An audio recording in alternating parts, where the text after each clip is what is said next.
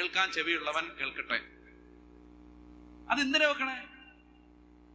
എപ്പോഴും നിങ്ങൾ മനസ്സിലാക്കേണ്ടത്, ഒരു ദുഷ്ടാരൂപിക്ക് ഒരു ശരീരം വേണം. മനുഷ്യരെ കിട്ടിയില്ലെങ്കിൽ അത് ഓബ്ജക്റ്റിൽ പൊസസ് ചെയ്യും. നിങ്ങൾ മനസ്സിലാവുന്നുണ്ടോ? പൊസഷൻസ് നിങ്ങൾ ഇത് എന്തറിയാം, ഞാൻ പറയാൻ വന്നത് എന്തെന്നറിയാം, ദുഷ്ടാരൂപി, പിശാച്, ഇത് തന്നെ ഇന്നത്തെ ദിവസം പറഞ്ഞുകൊണ്ടിരിക്കുന്നത്.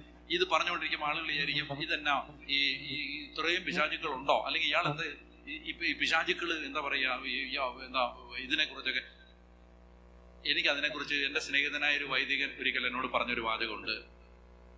കാശ്മീരിൽ തീവ്രവാദി ഉണ്ടോന്ന് പട്ടത്ത് ട്രാഫിക്കിൽ നിൽക്കുന്ന പോലീസുകാരോട് ചോദിച്ചാൽ ആ ട്രാഫിക് പോലീസുകാരൻ പറയും തീവ്രവാദി ഒന്നും കാണത്തില്ലെന്ന് പറയും.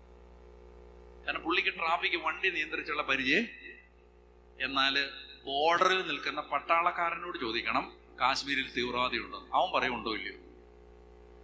അതായത് കുടുംബങ്ങളെ വിടുവെക്കുന്ന ശുശ്രൂഷ ചെയ്യുന്നവർക്കേ അറിയത്തുള്ളൂ എവിടാ ദുരാത്മാവ് ഇരിക്കുന്നേ, എവിടാ ദുരാത്മാവില്ലാത്തത്. നിങ്ങൾക്ക് മനസ്സിലാവുന്നുണ്ടോ? അതില്ലാത്തവർക്ക് ഇത് കേൾക്കുമ്പോൾ ഇതൊരു കഥയായിട്ട് തോന്നും. വൺസ് നിങ്ങൾക്കൊരു അനുഭവം ഉണ്ടാകുന്നവരെ എനിക്കിത് വ്യക്തമാവത്തുമില്ല.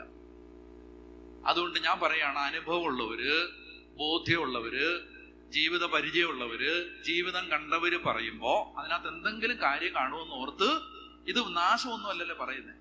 ആവശ്യമില്ലാത്ത സാധനങ്ങൾ കൊണ്ടുവന്ന് വീട്ടിൽ വെക്കരുത്. ഞാനൊരു വീട്ടിൽ ചെന്നപ്പോൾ ആ കുടുംബനാഥൻ എൻ്റെ അടുത്ത് പറഞ്ഞു എനിക്ക് ഉറങ്ങാൻ പറ്റുന്നില്ലെന്ന് പറഞ്ഞു. എനിക്കും മനസ്സിലായി അവിടെ ഉറങ്ങാൻ പറ്റത്തില്ലെന്ന്.